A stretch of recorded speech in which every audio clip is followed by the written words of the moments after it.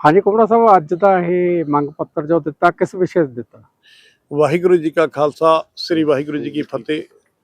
ਤੇ ਅਸੀਂ ਤੁਹਾਡੇ ਪ੍ਰੈਸ ਰਾਹੀਂ ਸਾਰਾ ਜਿਹੜੇ ਘਰ ਬੈਠੇ ਰੱਬ ਵਰਗੇ ਸਰੋਤਿਆਂ ਤੱਕ ਤੇ ਸਰਕਾਰ ਤੱਕ ਪ੍ਰਸ਼ਾਸਨ ਤੱਕ ਤੇ ਕੇਂਦਰ ਸਰਕਾਰ ਤੇ ਸਟੇਟ ਸਰਕਾਰ ਤੱਕ ਸੁਨੇਹਾ ਮੈਸੇਜ ਭੇਜਣਾ ਚਾਹੁੰਦੇ ਹਾਂ ਕਿ ਜਿਹੜੀ ਮਨਰੇਗਾ ਸਕੀਮ ਦਾ ਨਾਂ ਬਦਲ ਕੇ ਕੇਂਦਰ ਸਰਕਾਰ ਨੇ ਜੀ ਰਾਮ ਜੀ ਸ਼ਾਇਦ ਕੀ ਰੱਖਿਆ ਨਾਂ ਚੇਂਜ ਕਰਤਾ, ਉਹਦੇ 'ਚ ਜਿਹੜੀਆਂ ਕਮਜ਼ੋਰੀਆਂ ਕਰਦੇ ਉਹਨੂੰ ਕਮਜ਼ੋਰ ਕਰਨ ਵਾਸਤੇ ਤਾਂ ਪਹਿਲਾਂ ਹੀ ਜਿਹੜਾ ਹੈਗਾ ਗਰੀਬ ਲੋਕ ਜਿਹੜੇ ਐਸਸੀ ਤੇ ਬੀਸੀ ਜਿਹੜੇ ਗਰੀਬ ਲੋਕ ਨੇ ਅੱਤ ਦੇ ਗਰੀਬ ਨੇ ਉਹ ਨਰੇਗਾ ਚ ਦੇਖੋ ਕਿਵੇਂ ਸਾਨੂੰ ਜਲੀਲ ਹੋਣਾ ਪੈਂਦਾ। ਇੱਕ ਦਿਹਾੜੀ ਮੰਗਣੀ, ਦੂਜਾ ਮੰਗ ਪੱਤਰ ਅਸੀਂ ਦੇ ਰਹੇ ਦੇਸ਼ ਦੇ ਪ੍ਰਧਾਨ ਰਾਸ਼ਟਰਪਤੀ ਨੂੰ ਜੀ ਨੂੰ ਭੇਜਿਆ ਡਿਪਟੀ ਕਮਿਸ਼ਨਰ ਮੋਹਾਲੀ ਰਾਹੀਂ। ਇਹ ਪੂਰੇ ਅੱਜ ਜਿਹੜਾ ਹੈਗਾ ਪੰਜਾਬ 'ਚ ਵੀ ਸਾਰੀ ਸਟੇਟਾਂ 'ਚ ਦੇ ਰਹੇ ਨੇ ਡੀਸੀਆਂ ਰਾਹੀਂ, ਤੇ ਜਿਹਦੇ 'ਚ ਅਸੀਂ ਮੰਗਾਂ ਰੱਖੀਆਂ। ਦੇਖੋ ਪਹਿਲਾਂ ਦਾ ਜਿਹੜਾ 100 ਦਿਨ ਰੁਜ਼ਗਾਰ ਸੀ ਉਹ ਵੀ ਅੱਧ ਅਧੂਰਾ ਲੰਗੜਾ ਚੱਲ ਰਿਹਾ ਸੀ, 100 ਦਿਨ ਵੀ ਰੁਜ਼ਗਾਰ ਪੂਰਾ ਨਹੀਂ ਮਿਲਦਾ ਸੀ।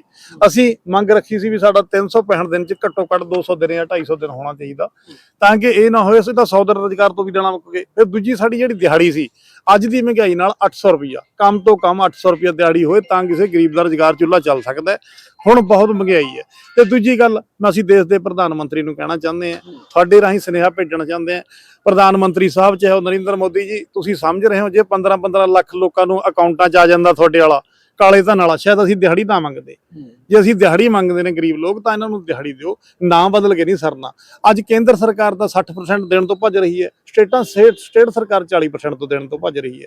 ਜਿਹਦੇ 'ਚ ਜਿਹੜੀ ਸਕੀਮ ਸੀ 60% ਕੇਂਦਰ ਸਰਕਾਰ ਨੇ ਦੇਣੀ ਹੈ, 40% ਸਟੇਟ ਸਰਕਾਰ ਨੇ ਦੇਣੀ। ਕੇਂਦਰ ਸਰਕਾਰ ਨੇ ਆਪਣੇ 60 ਪੈਸੇ ਤੋਂ ਭੱਜ ਰਹੀ ਹੈ ਤੇ 40% ਤੋਂ ਹੀ ਭੱਜ ਰਹੀ ਹੈ। ਇਹ ਸਰਕਾਰਾਂ ਨੂੰ ਭੱਜ ਕੇ ਨਹੀਂ, ਇਹ ਗਰੀਬ ਲੋਕਾਂ ਨੂੰ ਜੇ ਸਕੀਮ ਬਣੀ ਹੈ, ਜੇ ਸਕੀਮ ਚੱਲ ਰਹੀ ਹੈ, ਕਾਨੂੰਨ ਬਣਿਆ, ਲੋਕ ਤੁਹਾਡੇ ਤੇ ਆਸ ਰੱਖੀ ਬੈਠੇ, ਉਮੀਦ ਰੱਖੀ ਬੈਠੇ ਨੇ, ਇਹਨਾਂ ਲੋਕਾਂ ਨੂੰ ਰੁਜ਼ਗਾਰ ਦਿਓ ਤੇ ਇਹਨਾਂ ਨੂੰ ਦਿਹਾੜੀ ਕਮ ਸੇ ਕਮ 800 ਰੁਪਇਆ ਨਰੇਗਾ ਸਕੀਮ 'ਚ ਹੋਣੀ ਚਾਹੀਦੀ ਹੈ। ਪਿੱਛੇ ਪੰਜਾਬ 'ਚ ਕਈ ਵਾਰਦਾਤਾਂ ਅਜਿਹੀਆਂ ਹੋਈਆਂ ਜਿਵੇਂ ਸੜਕ ਤੇ ਔਰਤਾਂ ਇਸਤਰੀਆਂ ਕੰਮ ਕਰਦੀਆਂ ਮਰ ਗਈਆਂ, ਟਰੱਕ ਚੜਾਏ ਗਏ, ਉਹਨਾਂ ਦਾ ਐਕਸੀਡੈਂਟ ਹੋ ਗਿਆ, ਮਰ ਗਿਆ, ਉਹਨਾਂ ਦੀ ਜਿਹੜੀਆਂ ਡੈੱਡ ਬੋਡੀਆਂ ਰੱਖ ਕੇ ਸੜਕ ਤੇ ਕਲੇਸ਼ ਹੋਇਆ, ਪਿੱਟ ਸਿਆਪਾ ਹੋਇਆ, ਪ੍ਰਸ਼ਾਸਨ ਨੇ ਕੋਈ ਉਹਨਾਂ ਦਾ ਮੁਆਵਜ਼ਾ ਨਹੀਂ। ਅਸੀਂ ਪਿੱਛੇ ਇਹ ਵੀ ਮੰਗ ਰੱਖੀ ਸੀ ਵੀ ਜਿਹੜਾ ਘੱਟੋ ਘੱਟ ਦਿਹਾੜੀ ਤੇ ਮਰ ਜਾਂਦਾ ਉਹਨੂੰ ਘੱਟੋ ਘੱਟ 10 ਲੱਖ ਰੁਪਏ ਦਾ ਕਮ ਸੇ ਕਮ ਉਹਦੇ ਪਰਿਵਾਰ ਨੂੰ ਮਿਲਣਾ ਚਾਹੀਦਾ। ਅਸੀਂ 10 ਲੱਖ ਰੁਪਇਆ ਬੀਮਾ ਯੋਜਨਾ ਕਹਿ ਲਓ, ਉਹਨਾਂ ਨੂੰ 10 ਲੱਖ ਰੁਪਇਆ ਕਲੇਮ ਕਹਿ ਲਓ। ਜੇਕਰ ਕੋਈ ਵੀ ਐਕਸੀਡੈਂਟ ਹੁੰਦਾ, ਇਹ ਵੀ ਜਿਵੇਂ ਸਰਕਾਰੀ ਜੋਬ ਹੈ, ਜਿਵੇਂ ਕੇਂਦਰ ਸਰਕਾਰ ਦੀ ਸਕੀਮ ਹੈ, ਪੰਜਾਬ ਸਰਕਾਰ ਦੀ ਸਕੀਮ ਹੈ, ਜੇ ਕੇਂਦਰ ਸਰਕਾਰ ਵੱਲੋਂ ਕੋਈ ਦਿਹਾੜੀਦਾਰ ਲੱਗਿਆ ਉਹ ਔਨ ਡਿਊਟੀ ਦਿਹਾੜੀ ਤੇ ਮਰ ਜਾਂਦਾ, ਐਕਸੀਡੈਂਟ ਹੋ ਕੇ ਮਰ ਜਾਂਦਾ, ਉਹਦਾ ਜਿਹੜਾ ਬੀਮਾ ਵੀ ਹੋਣਾ ਚਾਹੀਦਾ, ਉਹਨਾਂ ਨੂੰ ਪੈਸੇ ਵੀ ਮਿਲਣੇ ਚਾਹੀਦੇ ਤਾਂ ਕਿ ਪਰਿਵਾਰਾਂ ਦੀ ਸੁੱਖ ਸਹੂਲਤ ਹੋ ਸਕੇ। ਇਹ ਸਾਰੀਆਂ ਜਿਹੜੀਆਂ ਨਾ ਬਦਲਣ ਨਾਲ ਨਹੀਂ ਚੱਲਣਾ ਹੈ। ਜੇਕਰ ਲੋਕਾਂ ਨੂੰ ਦੇਣਾ ਰੁਜ਼ਗਾਰ, ਇਹਨਾਂ ਨੂੰ ਜਲੀਲ ਨਾ ਕਰੋ। ਜਿਹੜੇ ਇਹਨਾਂ ਦੀਆਂ ਹੋਰ ਮੰਗਾਂ ਉਹ ਤਾਂ ਲੱਗ ਨੇ, ਹਾਲ ਤੱਕ ਇਕੱਲੀ ਸਿਰਫ ਇੱਕ ਦਿਹਾੜੀ ਮੰਗ ਰਹੇ, ਦਿਹਾੜੀ ਵੀ ਨਹੀਂ ਤੁਸੀਂ ਦੇ ਰਹੇ। ਜੇ ਦਿਹਾੜੀ ਨਹੀਂ ਦੇ ਸਕਦੇ, 60% ਕੇਂਦਰ ਸਰਕਾਰ ਨਹੀਂ ਦੇ ਸਕਦੀ, 40% ਸਟੇਟ ਸਰਕਾਰ ਨਹੀਂ ਦੇ ਸਕਦੀ, ਹੁਣ ਫੋਕੇ ਦਾਅਵੇਦਾਰੀਆਂ ਦੀ ਕੋਈ ਲੋੜ ਨਹੀਂ ਹੈ। ਅਸੀਂ ਕਿਸੇ ਪਾਰਟੀ ਇੱਕ ਦੀ ਗੱਲ ਨਹੀਂ ਕਰਦੇ, ਸਾਰੀ ਪਾਰਟੀਆਂ ਨੂੰ ਸਾਡਾ ਚੈਲੰਜ ਹੈ, ਕਹਿਣਾ ਹੈਗਾ ਵੀ ਇਹਨਾਂ ਲੋਕਾਂ ਨੂੰ ਰੁਜ਼ਗਾਰ ਦਿਓ ਤੇ ਇਹਨਾਂ ਨੂੰ ਕਾਨੂੰਨ ਦੇ ਮੁਤਾਬਕ ਕੰਮਕਾਰ ਕਰਨ ਦਿਓ ਤਾਂ ਤੁਸੀਂ ਕਰੋ। ਵਾਹਿਗੁਰੂ ਜੀ ਕਾ ਖਾਲਸਾ श्री वाहिगुरु जी की फतेह। सर आपका क्या कहना है इसके?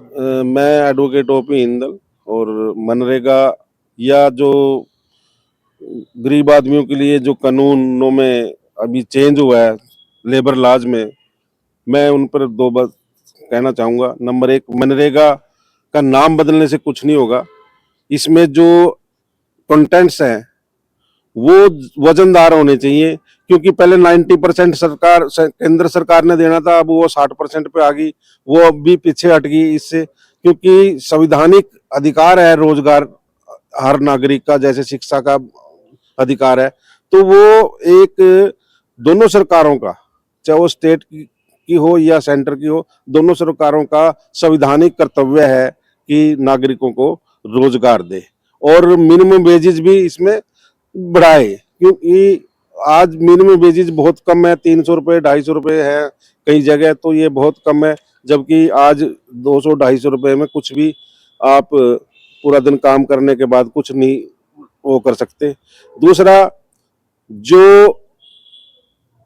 लेबर लॉ है वो खत्म कर दिए गए, उनको 4 भागों में बना दिया गया है। तो हमारी ये डिमांड है कि ये लेबर लॉ अंबेडकर जी ने मजदूरों के कल्याण के लिए बनाए थे, सारे कल्याणकारी लॉ थे वो, पर वो क्योंकि कारपोरेट की दबाव में आकर के वो सारे खत्म कर दिए गए, उनको दोबारा से लागू किया जाए। तीसरा, सफाई कर्मचारी के बारे में मैं कहना चाहूँगा कि आज सारा काम सफाई का ठेके पे है और जो सफाई कर्मचारी है उसको मिलता कुछ नहीं है। वो बेचारा सुबह से शाम तक सफाई करता है ठेकेदारी के तहत, और उसको किसी तरह का प्रोविडेंट फंड या पेंशन की उसमें कोई स्कीम नहीं है।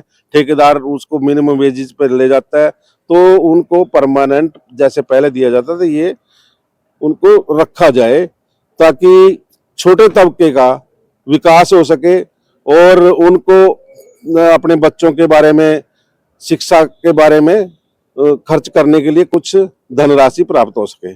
बाकी इसमें कोई हम राजनीतिक तौर पे किसी उसके नहीं किसी विचारधारा के साथ नहीं है। ये एक प्योरली हमारी सामाजिक और एक दायित्व वाली डिमांड है। तो हमारी सरकार से, केंद्रीय सरकार से जो कह रही है कि अमृत काल चला हुआ है, तो अमृत काल में कोई बढ़िया काम करे, ना कि ये नाम बदलने से क्या होगा। नाम बदलने से का जो ये सिस्टम है, ये अब मेरे ख्याल से लोग इससे चिढ़ने लग गए हैं, क्योंकि नाम बदलने से स्थिति थोड़ी वास्तु स्थिति तो वही रहती है, बल्कि कमजोर हो जाती है। तो मेरा अनुरोध है सरकार से, केंद्र सरकार से या भारत की सभी सरकारों, स्टेट्स गवर्नमेंट से, कि मनरेगा को और मजदूरी को वो एक पर्सपेक्टिव ढंग से ले, ताकि आम आदमी का इसमें रोजगार चल सके, पेट भर सके। धन्यवाद, मेहरबानी।